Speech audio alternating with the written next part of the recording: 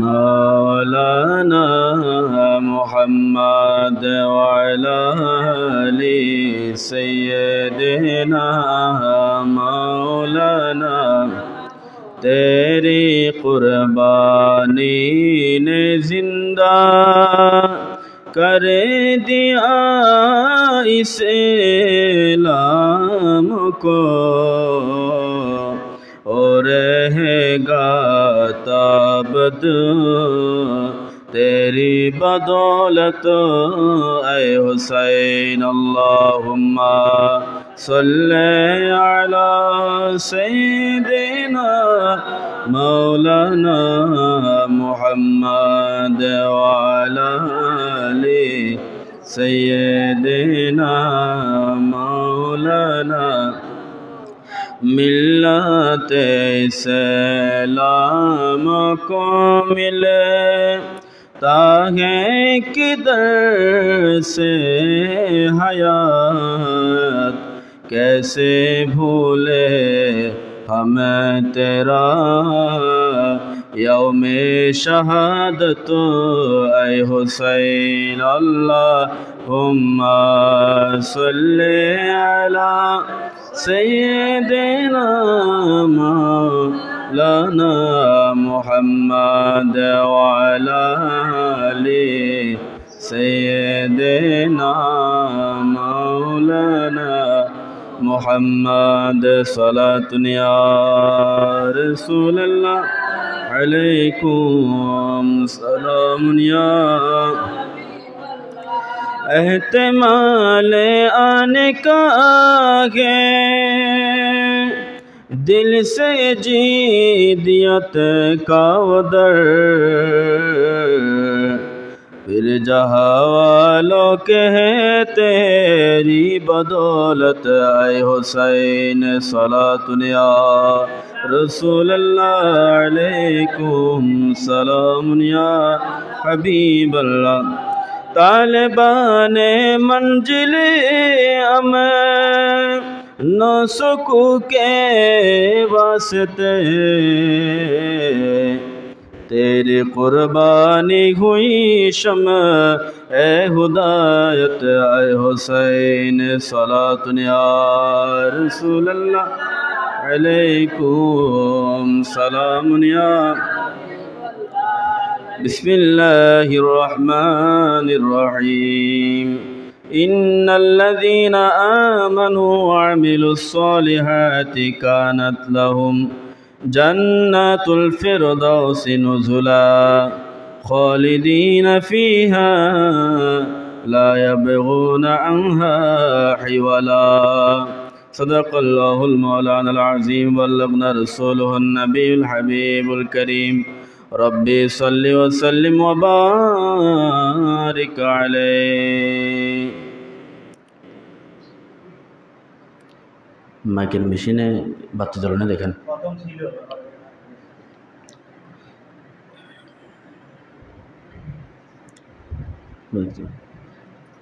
ওখান থেকে চালু করে দেন, উপরে তুলে দেন।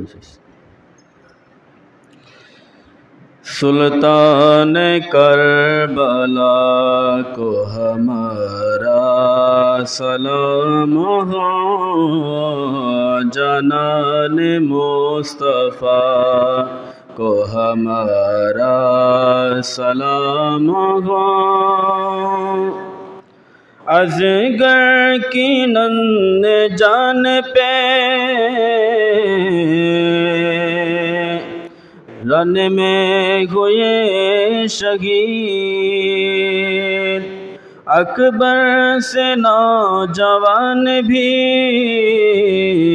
रन में हुए शहीद हम शक्ल मुस्तफ़ा को हमारा सलाम हो सुल्तान करबला को हमारा सलाम हो अज़गर की नन्ह जान पे लाखों दरूद व सलाम अज़गर की नन्हे जान पे लाखों दरूद व सलाम। मासूम बेखता को हमारा सलाम हो, सुल्तान करबला को हमारा सलाम हो, जानान मुस्तफ़ा को हमारा सलाम हो। मुअज़्ज़िज़ मोहतरम काबिल एहतराम बिरादरान दीन इस्लाम, अरकान मस्जिद, सामीन, हाज़रीन, मुसल्लिन, मुहिब्बीन, माइकेर आवाज़ যতদূর পর্যন্ত যাচ্ছে পর্দানশীন খাওয়াতিন, রহমানা ও রহমাকুমুল্লাহ তাআলা ফিদ দারাইন, দোয়ার উদ্দেশ্যে আবার সালাম প্রেরণ করছি। আসসালামু আলাইকুম ওয়া রাহমাতুল্লাহি ওয়া বারাকাতুহু ওয়া মাগফিরাহ। ওয়া আলাইকুম সালাম ওয়া রাহমাতুল্লাহি ওয়া বারাকাতুহু। আল্লাহ পাক জাল্লা শানুহুর কুদরতি বারগাহে পাকের মধ্যে অসংখ্য গণিত শুকর গুজার করছি যে রব্বুল আলামিন হাকিমুল হাকিমিন আজকে পবিত্র মুহররম মাসের দ্বিতীয় জুমার নামাজ আমাদেরকে মসজিদে এসে বসে আদায় করার সুযোগ দান করেছেন। ওই রবের প্রতি শুকরিয়াতে সবাই বলি আলহামদুলিল্লাহ। অসংখ্য গণিত দরুদ সালামের নজরানা পেশ করছে আকে নামদার তাইদারে মদিনা, সুরুরে কলবে সিনা, রহমাতুল লিল আলামিন নবী মুহাম্মদুর রাসূলুল্লাহ সাল্লাল্লাহু তাআলা আলাইহি ওয়াসাল্লামের প্রতি। হাজরিন, পবিত্র কালামে পাক ফুরকানে হামিদ থেকে একটা আয়াত করিমা তেলাওয়াত করেছি। রব্বুল আলামিন যদি তৌফিক দান করেন কোরআন ও হাদিসের আলোকে ইয়াউমে আশুরা সম্পর্কে গুরুত্বপূর্ণ আলোচনা করার চেষ্টা করব। আল্লাহ পাক জাল্লা শানুহু প্রত্যেককে বুঝে শুনে বাস্তব জীবনে আমল করার তৌফিক দান করুক, আমিন। আল্লাহ সুবহানাহু ওয়া তাআলা কুরআনুল কারীমের সূরা কাহাফের 107 থেকে 108 নম্বর আয়াতের মধ্যে ইরশাদ করেন, বিসমিল্লাহির রহমানির রহিম, ইন্নাল্লাযীনা আমানু, আল্লাহ বললেন যারা নিশ্চয় ঈমান এনেছে, নিশ্চয় যারা ঈমান এনেছে, ওয়া আমিলুস সালিহাতি, এবং যারা ঈমান আনার পরে সৎ কাজ করে, কানাত লাহুম জান্নাতুল ফিরদাউসি নুজুলা, অতি শীঘ্রই জান্নাতের সর্বোচ্চ অতিথিয়তা তাদেরকে দেওয়া হবে। সুবহানাল্লাহ। খালিদিনা ফিহা, এবং তারা জান্নাতে এমনভাবে বসবাস করবে যে তারা সর্বদা ওখানেই থাকবে, তারা কখনো জান্নাত থেকে বের হবে না এবং তাদেরকে কখনো জান্নাত থেকে বের করা হবে না। অনন্তকাল দুনিয়ার মধ্যে হায়াত আছে, মৃত্যু আছে, কিন্তু জান্নাতের মধ্যে কোনো মৃত্যু নাই, বরঞ্চ হায়াত আর হায়াত। দুনিয়া এবং জান্নাতের মধ্যে এবং জাহান্নামের মধ্যে ডিফারেন্স হচ্ছে এতটুক, দুনিয়ার মধ্যে দুইটা জিনিস মানুষের আছে, একটা হচ্ছে হায়াত, একটা হচ্ছে মৌত। আর জান্নাত জাহান্নামের দুইটা জিনিস মানুষের চিরস্থায়ী, একটা জিনিস, আর এটা হচ্ছে হায়াত। ওখানে শুধু হায়াত, আপনি জাহান্নামে গেলেও যে জাহান্নামে যাবে তাকে জাহান্নাম থেকে বের করা হবে না, সে অনন্তকাল, অসীমকাল, কোনো গণনা নাই, অনন্তকাল সে জাহান্নামের আগুনে জ্বলতে থাকবে। আর যে জান্নাতে যাবে সেও অনন্তকাল জান্নাতে আরামায়েশ ভোগ করবে, জান্নাতের নাজ নিয়ামত ভোগ করবে। নাজ নিয়ামত কোনো কিছু তার জন্য কমতি করা হবে না। লা ইয়াবগুনা আনহা হিওয়ালা, এবং যে জান্নাতে একবার যাবে তাকে জান্নাত থেকে আর কখনো বের হতেও হবে না, তাকে জান্নাত থেকে কেউ বেরও করবে না, সে জান্নাতে অনন্ত অসীম সময় সে জান্নাতে বসবাস করবে। এটা মুহররম মাস। মুহররম মাস এটা উম্মতের কাছে প্রধানত দুইটা কারণে দামি। একটা হচ্ছে এই মুহররম মাসের মধ্যে 61 হিজরিতে রাসূল আকরাম সাল্লাল্লাহু তাআলা আলাইহি ওয়াসাল্লামের কলিজার টুকরা নাতি ইমাম হুসাইন রাদিয়াল্লাহু তাআলা আনহুকে তার আহলে পরিবার সহ ফোরাতের তীরে কারবালার প্রান্তরে নির্মমভাবে শহীদ করা হয়েছে। ইন্না লিল্লাহি ওয়া ইন্না ইলাইহি রাজিউন। আরেকটা কারণে দামি, ওইটা হচ্ছে ইয়মে আশুরা, মুহররম মাসের 10 তারিখ। এই 10 তারিখকে আল্লাহ সুবহানাহু ওয়া তাআলা শুধু একটা দুইটা নয়, অনেক অনেক বৈশিষ্ট্য দিয়ে বিশেষিত করেছেন, সুবহানাল্লাহ। এবং কিতাবের মধ্যে আছে আল্লাহ তাআলা এই দুনিয়া যেদিন সৃষ্টি করেছেন ওই দিন ছিল মুহররমের 10 তারিখ, এবং আবার এই দুনিয়া যেদিন আল্লাহ কিয়ামত ঘটাবেন, ধ্বংস করবেন, ওই দিনও হবে ইয়মে আশুরা অর্থাৎ মুহররমের 10 তারিখ।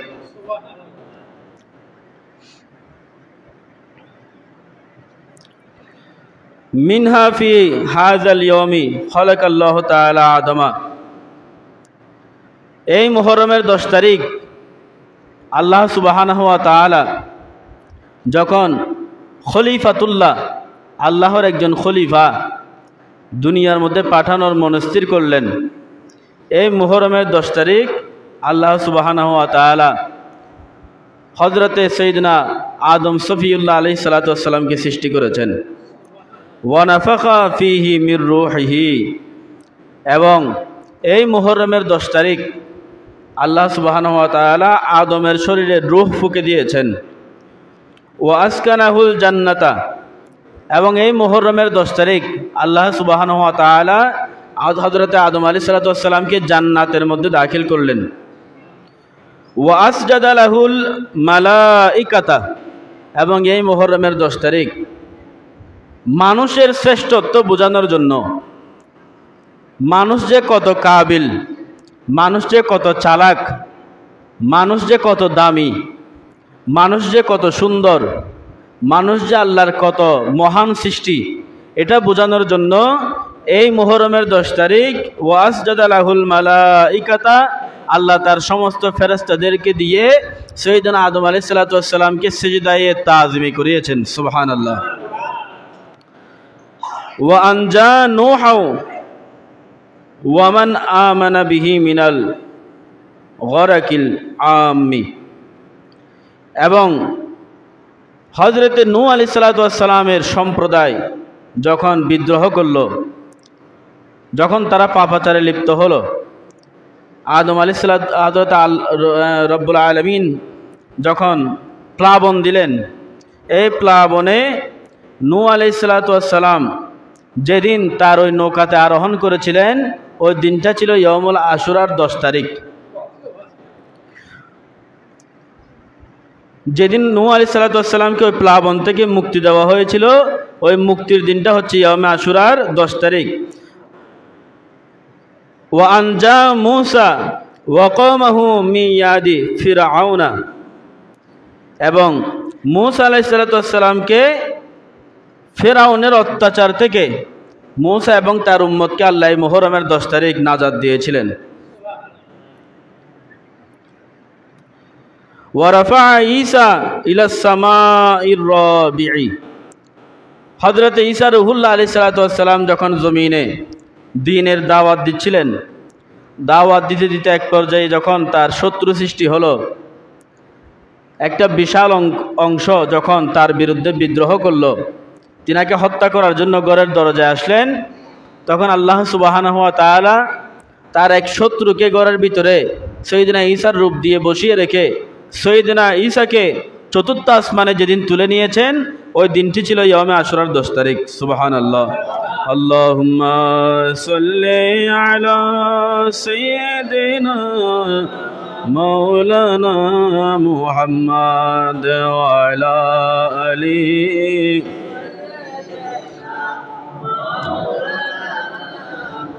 ওয়া আকরামা নবিয়ানা বিগফরানি যুনুবি উম্মতিহি।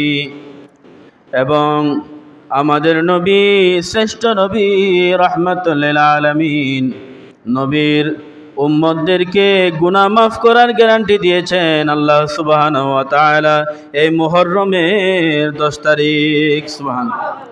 ওয়া কদ্দামা আলা জামিল আম্বিয়া ওয়াল মুরসালিনা ওয়া বাশশারাহু বিশ শাফাআতিল কুবরা ওয়াল মাকামিল মাহমুদ।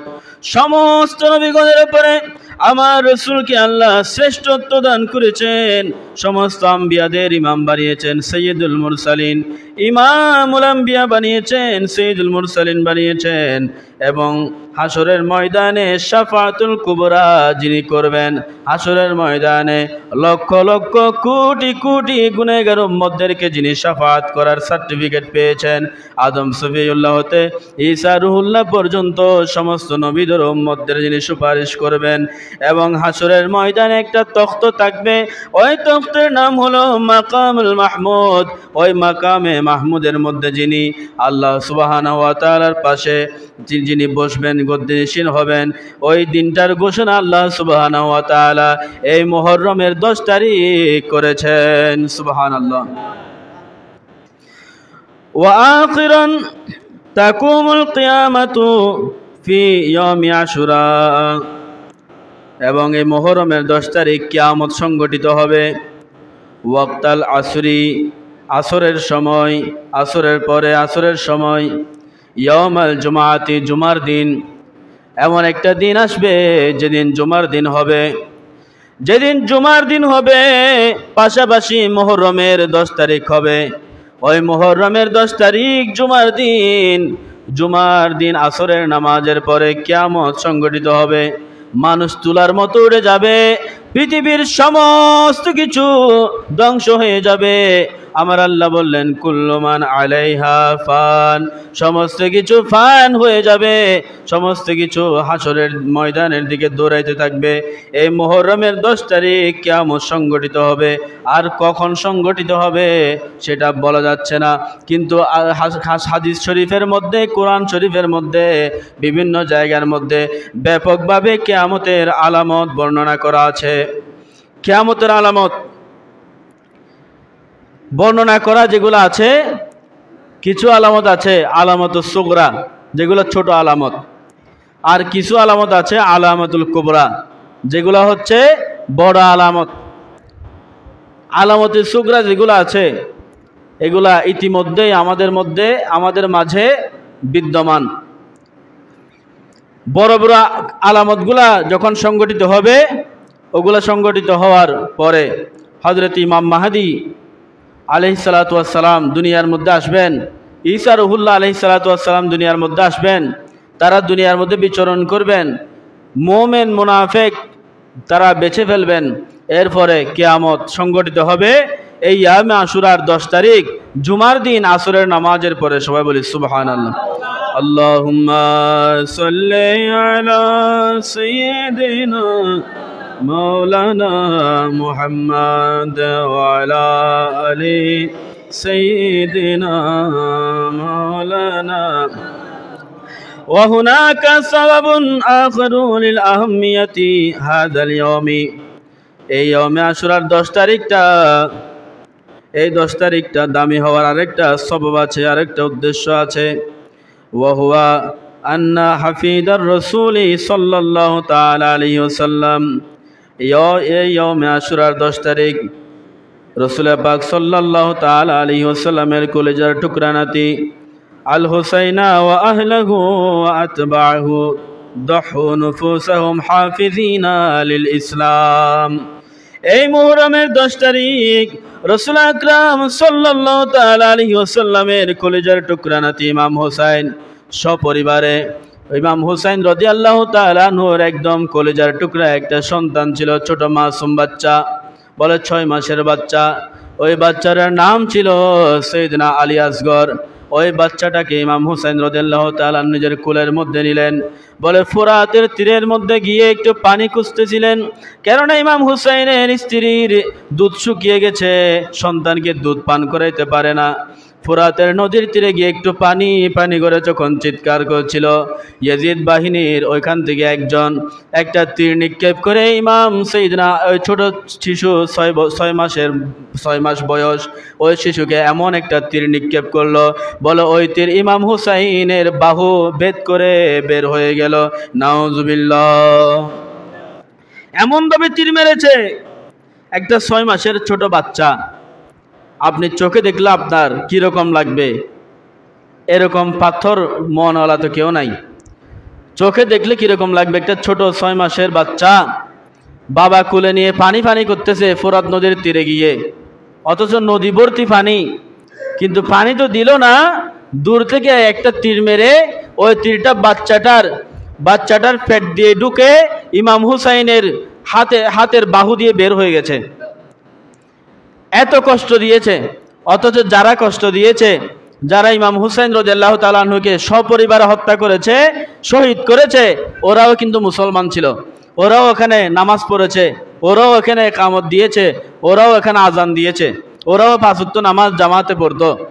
কিন্তু একটা জিনিস তাদের অভাব ছিল, ওটা হচ্ছে নবীর প্রেম এবং আহলে বাইতে রাসূল সাল্লাল্লাহু তাআলা আলাইহি ওয়াসাল্লামের মহব্বত এবং ভালোবাসা। সবাই বলি সুবহানাল্লাহ। এই জিনিসটা তাদের ভিতরে অভাব ছিল। তারা রাসূল পাক সাল্লাল্লাহু তাআলা সাল্লামকে নবী মানলেও, মুখে মুখে মানলেও অন্তর দিয়ে হয়তো তেমন একটা বিশ্বাস তারা করতে পারেনি, বিশ্বাস জমাইতে পারেনি, দৃঢ়ভাবে বিশ্বাস করতে পারেনি। নইলে আপনি আমাকে ভালোবাসেন কিন্তু আমার ছেলেকে ফটোগ্রাফে দেখলে থাপড়ান, তো এটা কি ভালোবাসা হইল নি? এটা তো ভালোবাসা না। আমাকে ভালোবাসলে আমার আপাদমস্তক আপনার ভালোবাসতে হবে, আমার পরিবার পরিজনকে ভালোবাসতে হবে। রাসূল আকরাম সাল্লাল্লাহু তাআলা আলাইহি ওয়াসাল্লাম তিনার পরিবার পরিজনকে দুনিয়ার যত উম্মত আছে উম্মতদের কাছে আমানত হিসেবে রেখে গিয়েছেন, কিন্তু এই আমানত কিছু নামদারি মুসলমানরা রক্ষা করতে পারেনি। তারা তাদের ক্ষমতার সিংহাসনের জন্য তাদেরকে বলি দিয়েছে, তাদের ক্ষমতার বলি বানিয়েছে তাদেরকে। রাসূল আকরাম সাল্লাল্লাহু তাআলা আলাইহি সাল্লামের এই আওলাদদেরকে, আওলাদে পাকদেরকে ওই কারবালার জমিনে নৃশংসভাবে পানি না দিয়ে পানির পিপাসায় মেরেছে তো মেরেছে, বরঞ্চ তারা 22,000 জন ছিল আর তারা এখানে 72 জন ছিল। এই 22,000 জন মিলে 72 জনের বিরুদ্ধে যুদ্ধ করেছে। এর চাইতে নৃশংসতা পৃথিবীর ইতিহাসের মধ্যে আর নাই। তবে একটা কথা সত্যি, এটা হচ্ছে জালেম যত বড় জালেম হোক না কেন, তার পরিণতি কিন্তু খুব ভয়াবহ হয়। পরে ইরাকের মধ্যে মুখতার সাকাফি নামক একজন এই শাসক এসে ইয়েজিদের বংশসহ ধূলিসাৎ করে দিয়েছে, ইয়েজিদের বংশকে নির্বংশ করে দিয়েছে, ইয়েজিদের অনুসারীদেরকে নির্বংশ করে দিয়েছে। মুখতার সাকাফি যেদিকে পেয়েছে কচু কাটা করেছে, তাদের গর্দান উড়িয়ে দিয়েছে, নৃশংসভাবে তাদের সবাইকে হত্যা করেছে। এটা হচ্ছে ইমাম আলী মকাম সাইয়েদনা ইমাম হুসাইন রাদিয়াল্লাহু তাআলা আনহুর শাহাদাতের প্রতিশোধ তিনি নিয়েছেন। এই 10 মুহররম তাদেরকে শহীদ করা হয়েছে। ওয়ান্নাল হুসাইনা জাহাদা আদিলান দিদ্দাল হুকমিল ইয়াজিদিয়্যিল্লাযী কানা মিনাল মালউনিন। ইমাম হুসাইন রাদিয়াল্লাহু তাআলা আনহু যুদ্ধ করেছেন, গর্দান দিয়েছেন, শহীদ হয়েছেন, নিজের সন্তানকে শহীদ করেছেন, নিজের পরিবার পরিজনকেও কারবালার জমিনে শাহাদাতের দিকে ঠেলে দিয়েছেন, তবুও মালউন এজিদের কাছে আত্মসমর্পণ করেন নাই। আমাদের ইয়েজিদ কারা? এজিদের বংশ এখনো আছে, এজিদের বংশ এখনো দুনিয়ার মধ্যে আছে, যারা এজিদকে একজন মুসলমান মনে করে, ফাক্কা মুসলমান মনে করে, এজিদকে রহমতুল্লাহি আলাই বলে, এজিদকে সম্মান দিয়ে কথা বলে, এখানে ইমাম হুসাইনের দোষ ছিল। দেখেন, আমার মনে হয় বর্তমান জমানা আল্লাহ রসুল যদি দুনিয়ার মধ্যে থাকতেন, এই সমস্ত মুসলমানরা আল্লাহ রসুলকে নবী মানতে অস্বীকার করতো। নাউজুবিল্লাহি মিন যালিক। রসুলের পাকের ভালোবাসা তো দূরের কথা, আল্লাহ রসুল যখন মেরাজ থেকে আসলেন, সবাই বিশ্বাস করার আগে সিদ্দিক আকবর রাদিয়াল্লাহু তাআলা আনহু এখনো আল্লাহ রসুলের দরবারে আসেন নাই, শুধু শুনেছেন মাত্র যে আল্লাহ রসুল মেরাজে গিয়েছেন। 27 বছর ওখানে অতিক্রম করেছেন, এটা তিনি শুধু কানে শুনেছেন। আসার সময় আবু জাহাল যখন জিজ্ঞেস করলো যে মোহাম্মদ তো নাকি মেরাজে গিয়েছে, তো তুমি কোথায় যাচ্ছ? বলে আমি ওনার কাছে যাচ্ছি। বলে এটা তো বুয়া, মেরাজ তো বুয়া। তো উনি বলে আল্লাহ, আমার রসুল যদি মেরাজ গিয়ে থাকে, এটা যদি আমার রসুল বলে থাকে, আমার রসুলের মুখ দিয়ে যদি বের হয় যে তিনি মেরাজে গিয়েছেন, তাহলে এটাই সত্যি, তিনি গিয়েছেন। সুবহানাল্লাহ। এক বাক্যে বিশ্বাস করে নিয়েছেন, এখানে কোনো দ্বিমত পোষণ করেন নাই। কিন্তু বর্তমান জমানায় যদি হইতো, বেশদ্দক মুসলমান মনে বলতো ইন কেন যাই 27 বছর কেন অতিক্রম করি আইলো অবুক কেন আইলো ইন তো মিশহতা ফল্লার ইবে তো ফল্লার জাদুঘর ইবে তো বান্টুনা করে ফল্লার তাবিজ দোয়া করে গিয়ে ফল্লার জিন আজ সালান দিয়ে গিয়ে ফল্লার নাউজুবিল্লাহি মিন যালিক। আমাদের মুসলমানদের ইমান দিন দিন ধ্বংস হয়ে যাচ্ছে, দিন দিন আমাদের ইমান চলে যাচ্ছে। কারবালার এই মাসে সাইয়েদনা ইমাম হুসাইন রাদিয়াল্লাহু তাআলা আনহুর কথা আমরা মিম্বরে দাঁড়িয়ে অনেক মসজিদ আমরা বলতে পারি না, শরম লাগে। রসুলের কলিজার টুকরা নাতিকে শহীদ করেছে এটা বলতে আমাদের শরম লাগে। কেননা শরম লাগে, শহীদ করেছে কে? ইয়াজিদ করেছে। এখন আমি যদি রসুলের কলিজার টুকরা নাতিকে শহীদ করেছে বলি, তাহলে আবার ইয়াজিদকে আমি আবার রহমতুল্লাহ আলাইহি বলতে পারবো না, তখন মালুন বলতে হবে। এটার জন্য যাই অনেকে আবার শরমাই, অনেকে আবার লজ্জা পায় এটা মসজিদের মিম্বরে বলতে। অনেক মসজিদে এরকম আছে, গোটা কারবালার মাস চলে যাবে, মসজিদে আলোচনা হবে, মসজিদে ওয়াজ হবে, আলোচনা হবে, খুতবা হবে, কিন্তু একবারের জন্য দেখবেন না আল্লাহ রসুলের নাতির নাম ওখানে স্মরণ করতে, একবারের জন্য দেখবেন না ওখানে বলতে যে ইমাম হুসাইন রাদিয়াল্লাহু তাআলা আনহু রসুলের কলিজার টুকরা নাতি। এটা আপনি কখনো অস্বীকার করতে পারবেন না। রসুলের কলিজার টুকরা নাতি, যিনাকে রসুল আকরাম সাল্লাল্লাহু তাআলা আলাইহি সাল্লাম পিঠের উপরে বসিয়ে আল্লাহ রসুল গোড়ার মতো করে চলেছেন, ওনাকে পিঠের উপরে বসিয়েছেন, গোড়ার মতো করে আল্লাহ রসুল তাকে নিয়ে সাওয়ারি করেছেন এবং খেলা করেছেন। তিনার শরীরে আল্লাহ রসুল সাল্লাম চুমু দিয়েছেন নিজের ঠোঁট দিয়ে, তিনাকে আল্লাহ রসুল সাল্লাম তিনার তুতু মুবারক তিনাকে খাওয়াইছেন, যিনার শরীরের মধ্যে রসুল আকরাম সাল্লাল্লাহু তাআলা সাল্লামের খুশবু পাওয়া যাইত, সুঘ্রাণ পাওয়া যাইত, উনি হচ্ছেন হযরত ইমাম হুসাইন রাদিয়াল্লাহু তাআলা আনহু। সবাই বলে সুবহানাল্লাহ। তো আপনারা এই জিদি চিনতে তখন আর ভুল করবেন না। যারা এই জিদকে মুসলমান বানানোর জন্য, মুসলমান বলার জন্য সাইয়েদনা ইমাম হুসাইন রাদিয়াল্লাহু তাআলা আনহুর নাম পুরা কারবালা মুহররম মাস একবারও মুখ দিয়ে উচ্চারণ করবে না। দেখবেন জুমার খুতবার মধ্যে বিভিন্ন আলোচনা আনবে, গীবতের আলোচনা, নামাজের আলোচনা, এগুলা এনে এনে পড়ে থাকবে। ইমাম হুসাইনের আলোচনা বাবা আনবে না। এটা আনলে আবার যদি শিরিক হয়ে যায়, যদি আবার ইমাম হুসাইন যদি আবার ওনাকে নবী বানিয়ে দেওয়া হয়, এরকম চিন্তা ভাবনা করে ওনার কথা পর্যন্ত মুখ দিয়ে আনবে না। তো নামাজের কথা, আমরা তো নামাজের কথা বলি না এরকম না, আমরা তো মসজিদে ইমাম হুসাইন রাদিয়াল্লাহু তাআলা আনহুর কথা যেভাবে বলছি নামাজের কথা বলছি। সেদিন ইমাম হুসাইন রাদিয়াল্লাহু তাআলা আনহু ইন্তেকালের আগে শহীদ হয়ে যাবে, ওই মুহূর্তের মধ্যে বলছে আমাকে তো শহীদ করবা, ঠিক আছে করে দাও, সমস্যা নাই, এর আগে আমাকে অন্তত 2 রাকাত নামাজ পড়তে দাও। সুবহানাল্লাহ। তো তিনি ইমাম হুসাইন নামাজের মধ্যে 2 রাকাত যখন পড়লো, আসরের নামাজ, এই জিদিরা নামাজ পড়ে চলে এসেছে। কার মাধ্যমে নামাজ পেল?